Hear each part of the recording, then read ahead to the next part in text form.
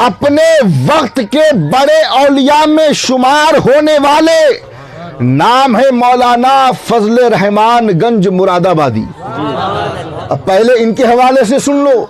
کون مولانا فضل رحمان گنج مراد آبادی؟ اس عظیم ہستی کو کہا جاتا ہے کہ آپ کی سیرت طیبہ بتاتی ہے کہ اگر آپ کو کسی حدیث کے بارے میں پتہ کرنا ہوتا، کسی حدیث کے بارے میں پتہ کرنا ہوتا کہ کون سی حدیث صحیح ہے اور کون سی نہیں، کس حدیث کا راوی کذاب ہے اور کس حدیث کا راوی سچا ہے، کون سی حدیث صحیح سند پر ہے کون سی حدیث نہیں، تو آپ کی سیرت میں لکھا ہے کہ آپ کو جب کسی حدیث کے بارے میں پوچھنا ہوتا تو آپ کسی عالم سے نہیں پوچھتے، آپ کسی مدرس سے نہیں پوچھتے، آپ کسی محدث سے نہیں پوچھتے، آپ ڈائریکٹ بارگاہ رسالت میں عرض کرتے اور سرکار آپ کو خود بتاتے کہ اے فضل رحمان یہ حدیث صحیح ہے اور یہ حدیث صحیح نہیں ہے. کسی محدث سے نہیں پوچھا کرتے تھے کہ آپ بتائیے حدیث کی صحت کے بارے میں، ڈائریکٹ حضور ہی سے پوچھ لیا کرتے تھے. اور یہ وہ مقام ہے اللہ اکبر کہ کسی کسی کو ملتا ہے اور آپ کی سیرت کے حوالے سے آتا ہے. ایک بات یاد رکھیے گا کہ مقام فقر پر پہنچنے والے یعنی جنہیں فقیری ملی ہے ان میں سے ایک ذات مولانا فضل رحمان گنج مراد آبادی کی ہے، اور آپ کو فقیری سیدہ کائنات کے در سے ملی ہے. اور زور سے آپ کو فقیری سیدہ کائنات کے در سے ملی ہے، اور آپ کی سیرت طیبہ میں یہ بات واضح الفاظ میں لکھی ہے کہ وہ مقام رکھتے تھے مولانا فضل رحمان گنج مراد آبادی کہ خود مخدومہ کائنات بنت رسول حسنین کی ماں سیدہ فاطمہ الزہرا سلام اللہ علیہا نے آپ کو اپنا روحانی فرزند بنایا ہے. وہ مقام ہے. اور ایک بات علماء کرام کی موجودگی میں کہتا چلوں، کوئی چھوٹی موٹی ہستی نہیں ہے، کوئی چھوٹی موٹی ہستی نہیں ہے. اعلیٰ حضرت فاضل بریلوی، بولیں سبحان اللہ، امام عشق و محبت اعلیٰ حضرت فاضل بریلوی علیہ الرحمت و رضوان کے حوالے سے بھی آتا ہے.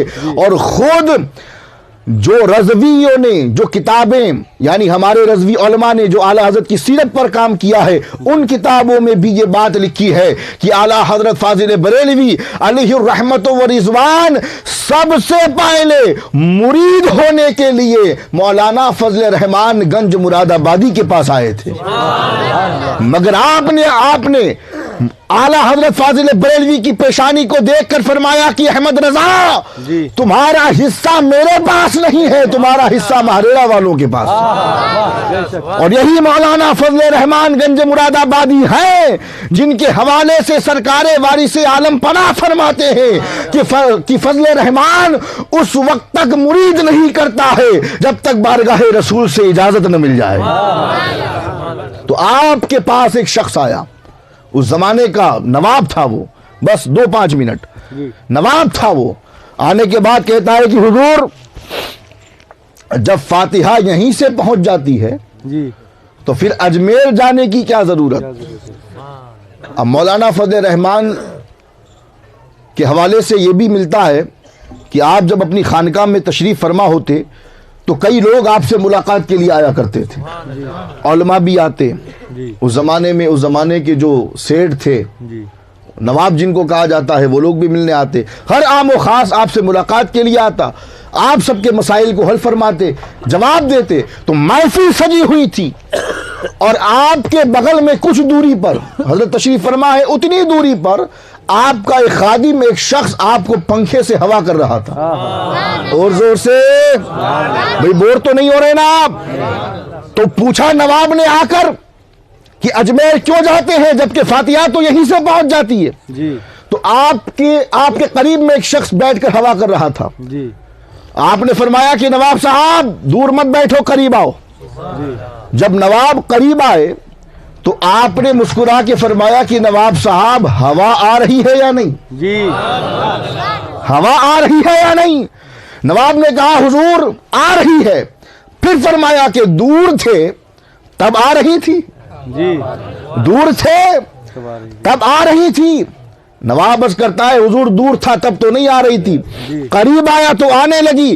آپ نے فرمایا کہ یہی تو جواب ہے، اور جواب یہ ہے کہ جو انوار و تجلیات کی بارشیں بارگاہ غریب نواز میں نازل ہوتی ہیں، وہ انوار و تجلیات اور رحمت کی بارش نہ تیرے گھر میں نازل ہوتی ہے نہ میرے گھر میں، تو ہم وہاں پر انوار و تجلیات اور رحمت کی بارش میں نہانے کے لیے جاتے ہیں، کیونکہ وہ بارشیں نہ تیرے گھر میں نازل ہوتی ہے نہ میرے گھر میں، ہم تو اس بارش میں نہانے کے لیے جایا کرتے ہیں۔ اور آپ نے فرمایا کہ اور سن، یہ پنکھا اور یہ ہوا کرنے والا، یہ پنکھا چلنے والا اور ہوا کرنے والا تیرے لیے ہوا نہیں کر رہا تھا، اور زور سے تیرے لیے ہوا نہیں کر رہا تھا، یہ پنکھا چلنے والا اور ہوا کرنے والا میرے لیے ہوا کر رہا تھا، میری محبت میں میری خدمت کر رہا تھا، مگر تو قریب آیا جی واہ تو ہوا تجھے بھی ملی، ہوا تجھے بھی حاصل ہوئی۔ اب سمجھ گیا نا کہ غریب نواز کی بارگاہ میں انوار و تجلیات کی اور رحمت کی جو بارشیں نازل ہوتی ہیں وہ اللہ اپنے محبوب بندے غریب نواز کے لیے نازل کرتا ہے، مگر بات یہ ہے کہ جب وہاں پر زائرین جاتے ہیں، جی واہ جب وہاں پر غریب نواز سے محبت کرنے والے جاتے ہیں تو اس بارش میں وہ بھی نہا لیا کرتے ہیں، جبکہ وہ بارش، وہ رحمت، وہ انوار، وہ تجلیات، وہ کرم، وہ فضل وہ غریب نواز کے لیے اتر رہا ہے۔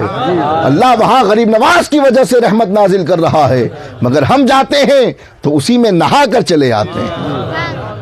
تو سمجھ میں آئی نا بات؟ بارگاہوں سے جڑے رہو، بارگاہوں سے جڑے رہو۔ ارے یہی تو وہ لوگ ہیں جن کے قدموں کی برکت سے ہماری زبان پر کلمہ جاری ہے، ہمارے سروں پر ٹوپیاں ہیں، ہمارے سروں پر امامے ہیں، ہمارے سروں پر تاج ہیں۔ اگر یہ نہ ہوتے تو ہم بھی کسی بتکدے میں کھڑے ہو کر گھنٹی بجا رہے ہیں۔ تو ان بزرگوں کی بارگاہوں سے جڑے رہو، ان کی بارگاہوں سے لگے لپٹے رہو گے، عقیدہ محفوظ رہے گا، ان کی بارگاہوں سے لگے لپٹے رہو گے، ایمان سلامت رہے گا، اور ایمان ہے تو عمل کام آئے گا، لاکھ عمل کرتے رہو، ایمان نہیں ہے تو عمل بھی کسی کام کا نہیں۔ یہ اولیاء اللہ ایمان کی حفاظت کرتے ہیں، یہ اولیاء اللہ عقیدے کی حفاظت کرتے ہیں، یہ اولیاء اللہ ہماری ہر پریشانیوں کو دور کرتے ہیں اپنی دعاؤں سے، اسی لیے ان کی بارگاہوں سے لگے لپٹے رہو۔